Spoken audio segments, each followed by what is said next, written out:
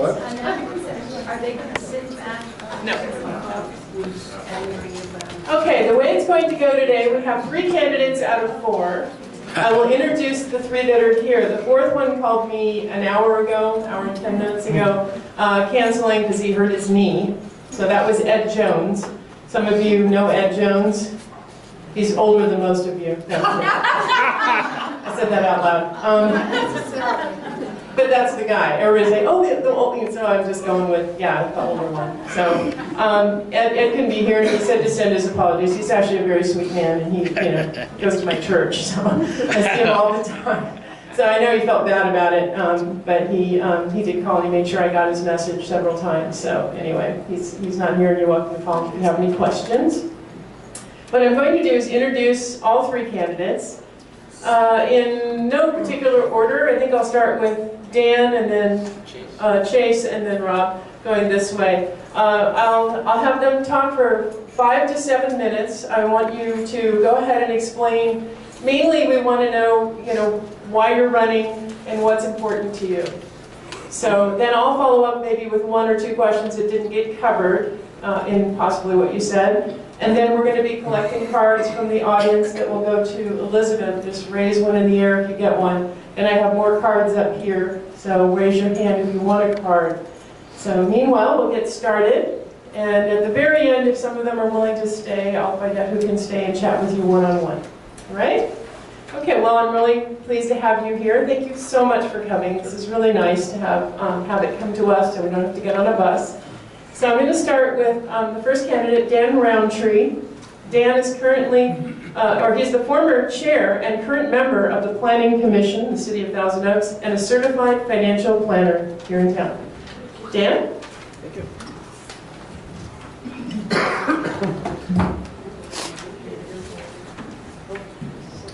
Good evening, everyone.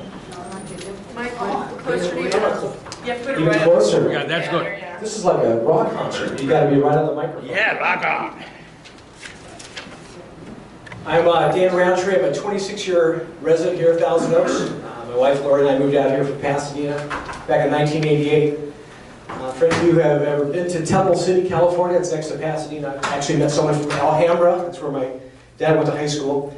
From Temple City High School, I moved on to UCLA and graduated in 1982 with a degree in sociology. And while at UCLA, I was the director of the UCLA Government Internship Program.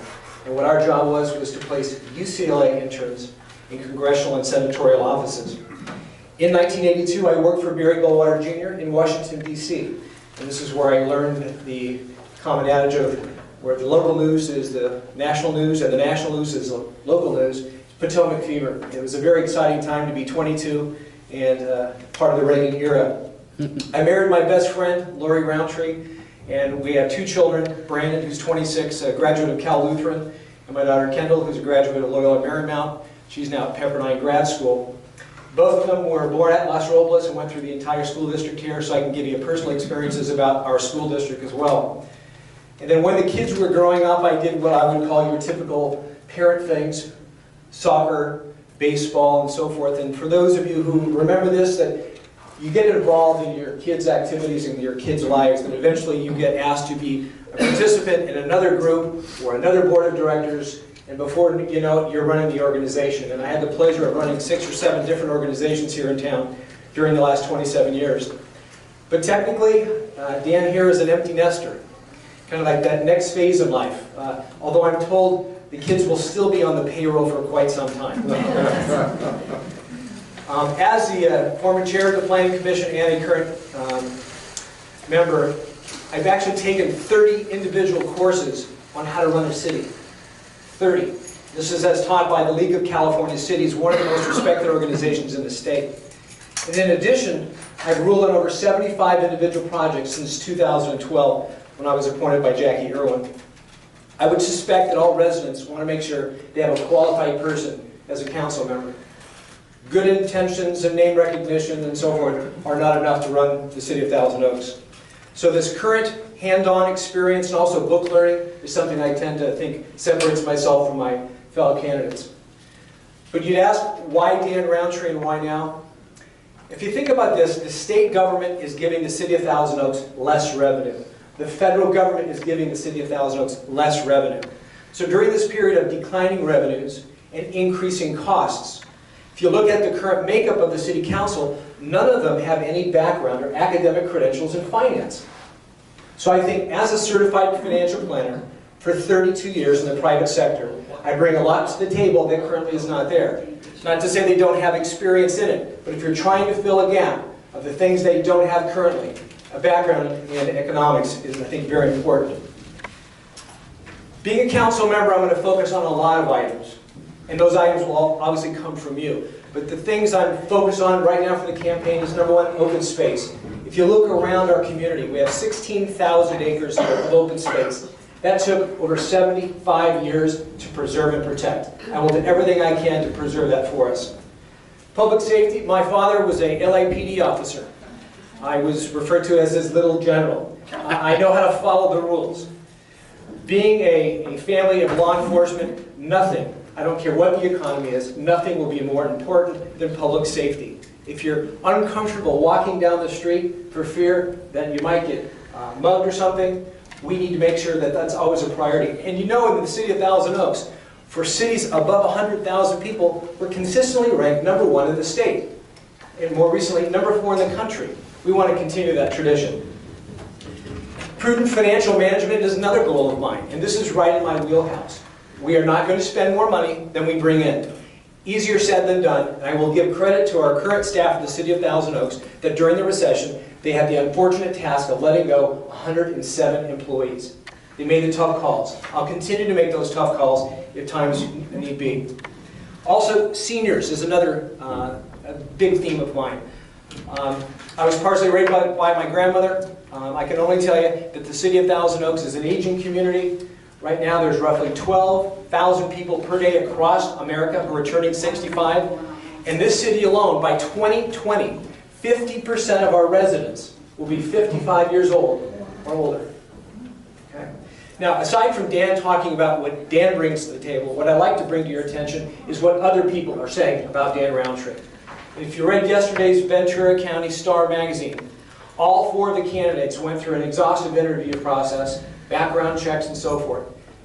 And the Ventura County Star selected Dan Roundtree to be the next council member for the city of Thousand Oaks. They gave all their criteria. I just wanted to read you just a quote. After conducting individual interviews with the candidates and considering their strengths and the city's needs, the STAR's Educational Board, or Editorial Board, recommends Dan Roundtree. Though all the candidates are to be commended for their willingness to serve the community, we think Mr. Roundtree, on balance, has the strongest qualifications for this position. But as the article ends, but voters can elect only one person. Overall, Dan Roundtree is a tested choice to help the council achieve harmonious productivity. So aside from what I can say about myself or others will say about themselves today, I'd like to get some outside opinions. In addition to that, there are approximately 7 or 8 labor groups in the Ventura County area. There's also business communities in town on the actual boulevard. And there's actually a mobile home park residents association. So of those 10 groups, all 10 endorse Dan Roundtree. Not to say my fellow candidates are not worthy. They are. But when you go through 10 separate organizations and they've evaluated all the criteria, just like you're doing today, all 10 suggested Dan Roundtree. So for all of us in Thousand Oaks, thank you for coming here today. I appreciate it, and I really appreciate your vote in another couple of weeks. Thank you. Thank you, Dan. Stand by. Next is Chase Rashid. Chase is a 16-year resident of Thousand Oaks with a background in customer service. Do this from the podium because it's so imposing. But my name is Chase McGuire Rashid. I've been in Thousand Oaks for 16 years. I've lived here for 16 years. I've had ties here for since 1987, which was when my aunt moved here to take a job with GTE. That's when they were in that big building over where Baxter is. So I've had ties here almost all my life. So I've really been influenced by this city, even before I actually lived here. My background is in customer service. I started off working with a company called Cha-Cha, being a search guide. that was the start of my work in customer service. I worked online. I actually also trained new hires. I learned very fast that customer service is a challenging and demanding profession. Some people are going to call it grunt work, but it really isn't, because that's where you really get to know people. And from there, I worked at JCPenney and Macy's at the Oaks in retail support. That's where you have 4 hours to get the store ready before it opens. That's not really enough time to do that, but you have to use the time that you're given to do that. You're working on a team. And sometimes management isn't going to tell you exactly what you need to do, or even tell you to work from a schematic. They'll tell you, well, there's a problem that needs to be solved. You got to figure it out. We got to go figure out another issue. And I rose to that challenge when I worked there. But most of all, I enjoyed working with the people. I'd be on the sales floor. People would approach me, ask me all sorts of questions. I was very approachable. Unfortunately, sometimes in retail, not everybody who works on the sales floor is approachable, but I can say that I am very approachable. And that's important in a council member. So why am I running? I'm running for public service, but I also am running because I think that I can bring a fresh set of eyes to this city. I can look at the budget objectively where there need to be cuts. At the city's goal setting session, we found out that the city is going to end up spending more than it takes in revenue. That's going to happen within the next few fiscal years. Now, by state law, we are mandated to we're mandated to have a balanced budget. We can't run at a budget deficit because we are a general law city, so state law applies to us. Now the question is, how are we going to handle that situation when it comes up? One of the things we have to look at is upper level salary. People like the city manager and city attorney do great work, but there are fringe benefits that come with those jobs that we can look at if we need to cut. I would rather cut those benefits than go into cutting things like senior salary. The state has also cut us off from the HAPS program, which was housing assistance for seniors. And that was like $30, $60, $90 that seniors could get a month. And that could, for a senior on fixed income, that could really make a difference. That could be medicine, that could be food, that could even be part of their rent. So when you think about programs like that being cut at the state level, we really have to look at where we can make cuts that are smart. Now, I'm not a career politician. I'm not a career bureaucrat. My public service right now is as a member of the Services Committee of the State Mental Health Oversight Commission. We oversee just about all of the mental health services in this state. So we're looking at what they are doing, and I've looked at some of the services here in the county from my own observation. I've seen some things that I didn't really like, and as part of my capacity in that, I'm going to be looking at things and making my opinion known to the commission as a whole. And I'm very glad to be representing the Conejo Valley on that commission. Now, you can talk about fiscal discipline. Politicians love to talk about that, but it's very hard to actually do that. It's easy to say it, but it's very hard to do it.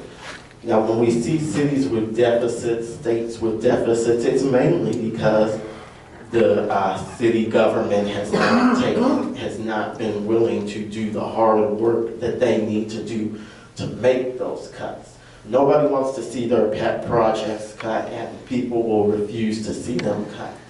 Now, one thing that I'm not going to cut is public safety. That when I ran the last time, I said no cuts to public safety. When you cut public safety, crime goes up. You cut police officers, you're guaranteed to have crime go up. I'm also a big proponent of maintaining our environmental heritage. I want to see us remain an open space friendly city. I want to see us protect our namesake. I haven't accepted any developer donations or anything like that. I maintain independence from the special interests.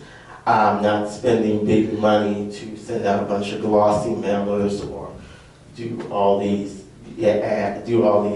Facebook advertising or anything like that. I'm putting my message out the grassroots way. Because when you get special interest money, you got to pay that money back. That's an investment. Nobody's going to give you that money for free and not expect a return on their investment. At the same time, I am very conciliatory with anybody who has concerns about the city, and I will listen to everybody. I interviewed with the Boulevard Specific Association, Plan Association, the Boulevard Association. One of them asked me very clearly, do you have someone as planning commissioner picked out? And I said, absolutely not. That's an application process. I'm not going to go in with someone already picked out. So I am going to be on the council. If I am elected, I'm going to go on there very independently and look at the issues as they are, evaluate every single issue for what it is. No rubber stamp here from me. I'm going to listen to the people, and I'm going to actually be out there and visible.